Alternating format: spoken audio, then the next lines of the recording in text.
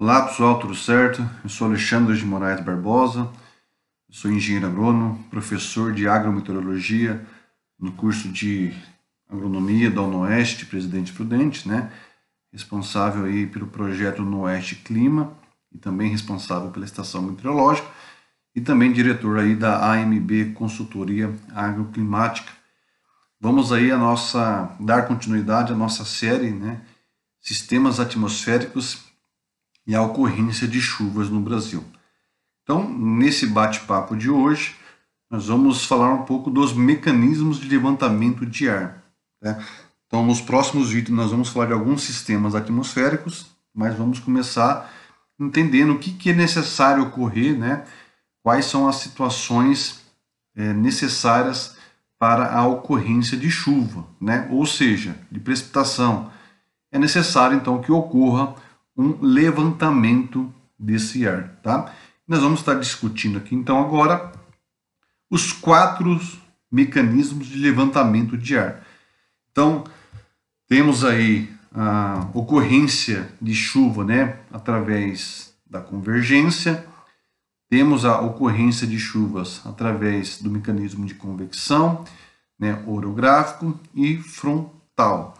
Então, vamos estar discutindo agora aí cada um desses mecanismos, né, como que eles favorecem aí a formação de chuvas, né? Lembrando que de uma maneira mais simplificada, né, de forma aí voltado realmente para a agrometeorologia. Bom, então antes tem que entender como que a chuva ela é formada, né? Então, para que ocorra a formação, tá, das gotículas na atmosfera, é necessária a presença de aerossóis, tá? Então nós temos aí na atmosfera aerossóis naturais, né, aerossóis marinhos, poeira, né, os aerossóis biogênicos que são pelas próprias plantas, tá? E também temos aí os aerossóis antrópicos, né, que são através oriundos das queimadas, né, emissões urbanas, tá ok? Então essas partículas, né, esses aerossóis, eles são importantes porque para que ocorra a formação de uma gotícula, é necessário então esses núcleos de condensação, né, que são esses aerossóis. Então, eles presentes na atmosfera e na presença de umidade, né, a água tende a se ligar com esses aerossóis, formando o quê? Pequenas gotículas, tá? Então, é necessário ter esses aerossóis, esses núcleos de condensação, para ter a formação das gotículas, tá ok? Então, aí com o movimento, né, vai formando essas pequenas gotículas, tá? Aí através do movimento aí de colisão com a coalescência, né, seria mais ou menos assim. Essas partículas, elas, né, essas gotículas, elas estão em suspensão na atmosfera, elas ficam se movimentando e conforme elas vão aí se colidindo, né, vão se encontrando, elas vão se juntando até que ela forme um tamanho, né, maior, e esse tamanho, né, seja um tamanho de gota precipitável, né? Aí ocorre a precipitação. Porque se for uma gotícula muito pequena, ela fica suspensa na atmosfera, né? Então, para que ela consiga realmente quebrar essa tensão aí e precipitar, ela tem que ter, né, um tamanho maior, tá? Então, isso dá uma ideia do que é a nuvem, né? A nuvem, então, ela é um conjunto de partículas, né, de água e de gelo em suspensão na atmosfera, tá? É basicamente isso, então, é a nuvem, tá? E para a gente falar um pouco de mecanismos de levantamento de ar, a gente tem que entender um conceito importante, tá? Quanto maior a altitude, menor é a temperatura, tá?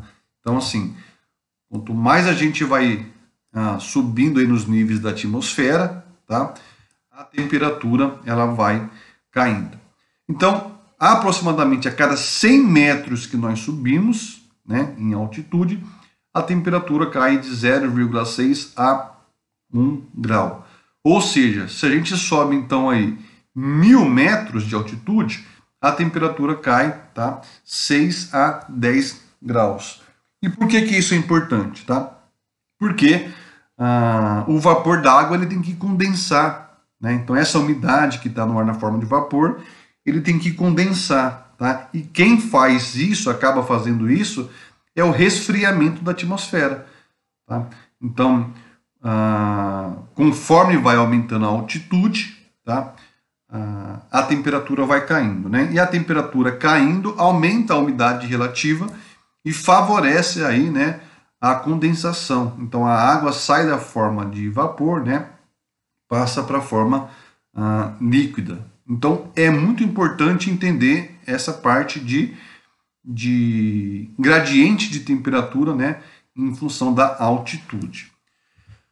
Tá? Então, mais ou menos outro conceito importante, né, um conceito relacionado sobre alta e baixa pressão. Então vamos começar aqui com o exemplo da direita, né, um exemplo aqui de baixa pressão. Ok? Então a gente vê muito aí nos jornais falando uma área de baixa pressão. Ok? Então são consideradas aí basicamente, né, áreas de baixa pressão, pressão menor que 1013 hectopascal, tá? Então o vento, ele tem, né, as massas, elas tendem a sempre se deslocar numa região de alta, né, alta para baixa pressão, tá?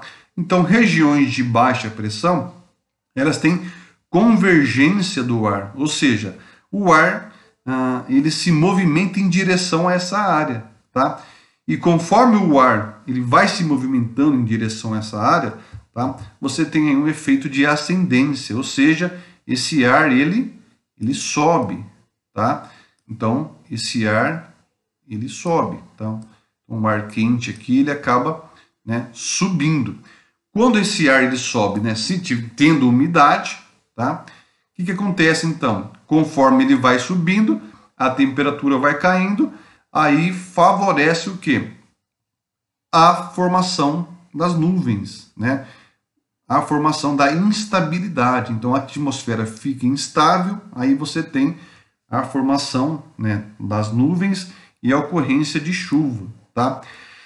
Então, para ocorrer chuva, tá? Principalmente é importante você estar numa região de baixa pressão, tá? Para ele atrair o ar das regiões vizinhas para essa região, e conforme esse ar vem em direção à sua região, ele vai ascender, ele vai subir. E tendo umidade, ele subindo, esse ar vai passar por um resfriamento, tá? Até que ele condensa, né? Forma aí as nuvens, né? Forma a instabilidade e ocasiona a chuva, né? Então, áreas de baixa pressão, tá? São aí um bom ingrediente assim para formação de instabilidade, né? Para ocorrência de chuva. E já ao contrário, áreas de alta pressão, né? Áreas aí com pressão maior que 1013 hectopascal, então sempre o movimento vai de, né, alta pressão, né, para baixa pressão. São áreas normalmente que você tem um efeito de descendente do ar. O ar ele está descendo, né? Então esse ar ele sobe, tá? Ele sobe quente, úmido, essa umidade fica aqui em cima. Esse ar ele resfria, né? E quando ele resfria ele desce. Quando ele desce, esse movimento descendente, tá? Ele causa a divergência. Então uma área de alta pressão tem ventos, né, divergentes. Então acaba formando aqui mais ou menos esse ciclo, né? E quando ele desce, né, ele desce normalmente frio e seco, né? Por quê? Porque a umidade ele descarregou aqui nessa ocorrência de instabilidade. Então, como ele desce frio e seco, o tempo ele tende a ser estável, né? Normalmente poucas nuvens ou nuvens que não formam chuva, e em área de alta pressão, principalmente, você não tem formação de chuva. Por quê? Para formar essa instabilidade, o ar ele tem que subir carregando a umidade para que o resfriamento, né, condense. Nesse caso, você não tem esse efeito, tá? Então, quando a gente olha lá no mapa e sua região está numa região de alta pressão, tá? Ela tende a ter tempo mais estável, tá? Então, isso é importante a gente ter aí a noção de como funciona essa questão de movimento de massa de ar, tá? Então, quando você tem aquelas grandes, né, as nuvens, as cumulonimbus, você tem aí um grande movimento, né, de ascensão, né, formação aí dessas nuvens, tá? Mas vamos lá, vamos falar do primeiro sistema. Então, assim, o primeiro sistema que causa chuva, tá? É o sistema de baixa pressão em superfície, né? Então, é um mecanismo de convergência do ar, que é basicamente aquilo que a gente comentou. Então, principalmente na área continental, tá? Principalmente no verão também, tá? Que você tem um aquecimento da superfície, né? Então, você acaba aquecendo esse ar que está próximo aqui. Esse ar, ele aquecendo, tá? Ele tende a subir, né? Ele tende a ascender. E conforme ele vai ascendendo, tá? Quanto maior a altitude, o resfriamento, tendo umidade, né? Tendo umidade, essa umidade ela vai resfriar, condensar, formar as nuvens, né? E causar aí precipitação. Então, é um movimento de convergência, né? O ar, ele converge para essa região de baixa pressão, tá? E quando ele chega nessa região de baixa pressão, ele tende, né, esse movimento de subida, ele vai subir. Aí, tendo umidade, né? Tem que ter umidade, gente. Umidade é o principal ingrediente para formar chuva, né? Então, às vezes, você pode até ter uma região de baixa pressão, mas se não tiver umidade suficiente, não forma, né? Forma até umas nuvens lá, mas acaba não formando, né? Não tendo a precipitação, tá? Então, assim, regiões de baixa pressão, você tende, então, a receber essas massas de ar das regiões vizinhas, né? Aí, chegando nessa região, o ar ele vai ter esse sentido e ter aquele movimento, né? Subindo, resfriando, condensando, formando nuvem, né? Formando instabilidade, ok? Então, como que a gente identifica, né? Então, tá aqui, ó. O ar que flui de direções diferentes para a mesma área de baixa pressão está convergindo, né? Ele está nesse momento de convergência, né? Eles estão convergindo para essa região de baixa pressão, deslocando o ar para cima, né? Em ascensão convergente, tá? Então, esse é um sistema. E como que a gente identifica, né, normalmente essas áreas? Então, a gente pode identificar nos mapas, né, através aí de áreas de baixa pressão, né, também com a ocorrência de cavados, tá?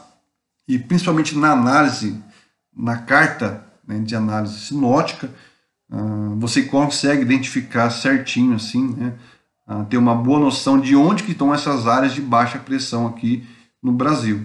Então, quando você olha lá essa carta, nessa análise sinótica, né, e você vê esse sistema de baixa pressão, né, quer dizer o quê? Que o ar das regiões vizinhas, né, vai estar indo em direção a essa área, tá? Só lembrando, né, que eu não mencionei, áreas de baixa ascensão, né, o vento ele tende a ter sentido horário, né, formando um ciclone, tá? Sentido horário. Já em áreas de alta pressão, você tem o vento no sentido anti-horário, né? Anticiclone, tá, ok? Então, por isso que normalmente os ciclones estão associados à área de baixa pressão, que você tem esse movimento do vento no sentido horário, tá? Movimento das massas de ar no sentido horário.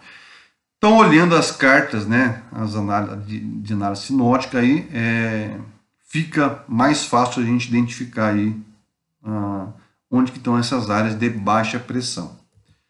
Bom, segundo mecanismo de levantamento de ar, que é muito comum no verão, né, e causa muito aquelas chuvas de verão, que a gente fala, aquelas chuvas do final de tarde, né, que é a convecção, tá ok?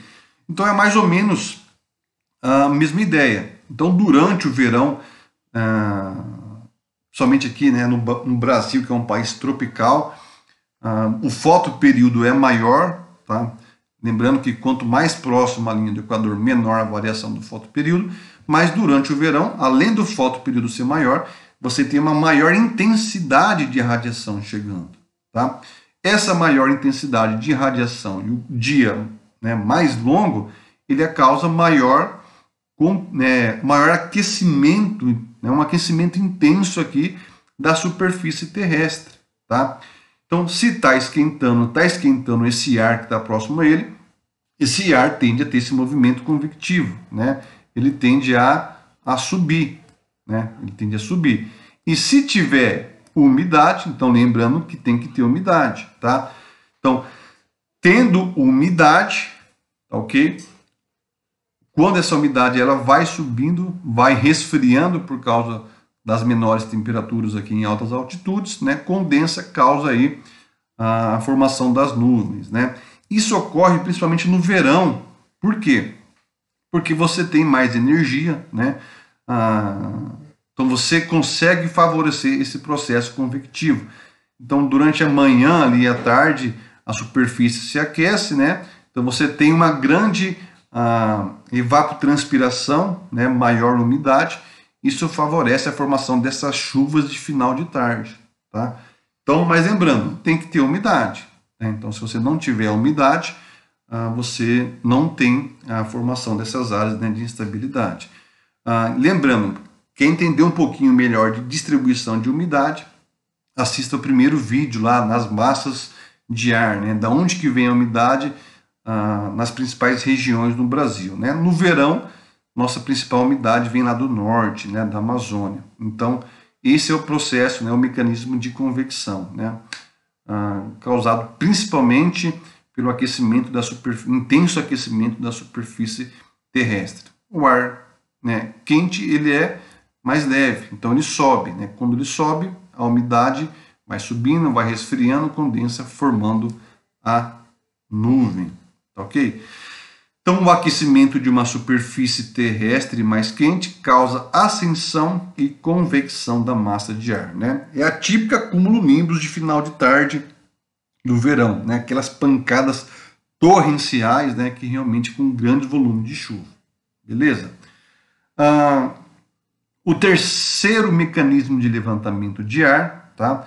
É a entrada de sistemas frontais, tá? A entrada de frente fria. Então, por isso quando a gente vê tá vindo uma frente fria aí, ela vai causar chuva, né? Então, é por causa desse mecanismo que a gente vai estar vendo agora. Então, esse tipo de chuva, ele passa a ser realmente mais frequente no outono e inverno, tá? No verão, ele fica ali mais limitado à região sul do Brasil e um pouquinho do sudeste, principalmente a costa, né? A costa litorânea. Aí, conforme se avança para o outono e inverno, né? Esse sistema passa a ser o principal causador de chuvas na região sul, sudeste do Brasil e também parte do centro-oeste, tá? A entrada de sistemas frontais. Nem sempre uma entrada de uma frente fria ela vai causar, né, chuva, promover chuva. Tem que ter umidade, tá? Então depende do deslocamento. Se é uma frente que tem deslocamento mais oceânica, ela tende a ter mais umidade. Agora, se é uma frente com deslocamento mais continental, ela tende a ser uma frente um pouquinho mais seca, tá? Então é mais ou menos o que mostra essa imagem aqui. Então, o ar frio, ele é mais denso, né? Então ele tende a ficar aqui mais próximo à superfície. Então, o ar frio também, ele é o que? De alta pressão. Então seria mais ou menos, né, aqui é uma alta pressão, né? E aqui é uma baixa pressão. Então, o ar sempre vai se movimentar, né? As massas vão se movimentar da alta para baixa pressão, tá? E o ar frio, por ser mais denso, né, ele tende a ter mais próximo à superfície. Bom, mas o que é o legal, né? Como que esse sistema ele acaba causando chuva? Bom, conforme o ar frio ele vai, né, essa frente, ela vai avançando, ela vai encontrando essa outra massa essa massa quente, tá? Ela promove o levantamento do ar. Tá? Então o ar frio é como se ele fosse, como ele é mais pesado, ele vai meio que empurrando essa outra massa para cima, né? Ele vai empurrando essa massa para cima, né? E ela tendo umidade, né? Tendo umidade, essa massa também, se tem umidade, de acordo que esse ar vai sendo levantado, você tem um resfriamento da atmosfera, né? Condensando, formando as nuvens, né? Então, por isso que normalmente quando você tem uma entrada de frente fria, você tem aí a formação de áreas de instabilidade. Por quê? Porque o ar frio força esse levantamento, ele força o ar a levantar, né? Ele empurra o ar para cima. Quando ele empurra, tá? A atmosfera mais fria resfriou, condensou, formou as nuvens, tá? Então, a frente fria ela tem esse efeito, né? E algumas frentes frias também atuam bastante na região sul durante o verão, né? E chegam até a atingir a região sudeste durante o verão e causa bons volumes de chuvas, né? Chuvas gerais bem espalhadas, tá? Então esse aqui mais ou menos é o efeito da frente fria, tendo, né, realmente maior participação no período do outono e inverno. Então, a entrada de um sistema frontal promove o levantamento do ar. Então esse ar ele tem que ser levantado, tá? Então ou ele levantou lá por convergência ou convecção, né? Ou ele também pode ser levantado pela entrada então dessa frente fria, tá?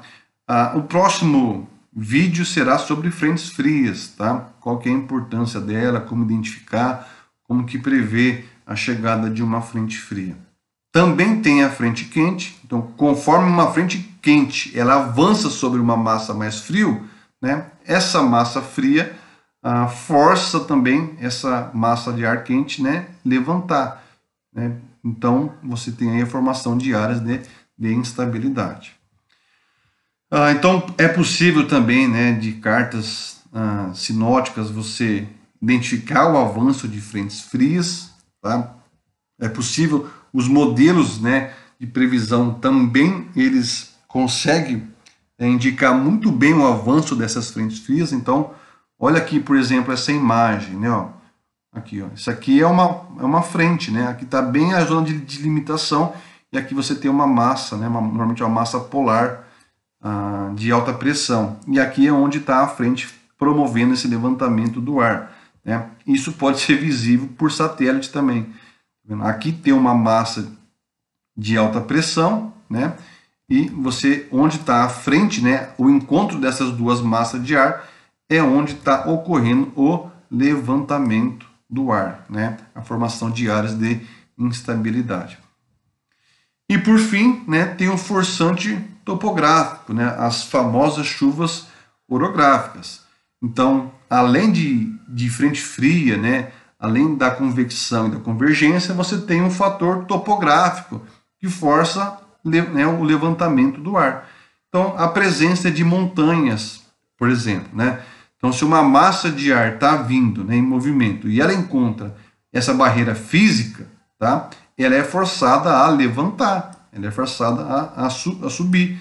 Aí a mesma lógica, né? Conforme se levanta o ar, tá? Você tem um resfriamento, a umidade condensa, formando o quê? As gotículas, formando nuvem, né? Ocasionando a precipitação.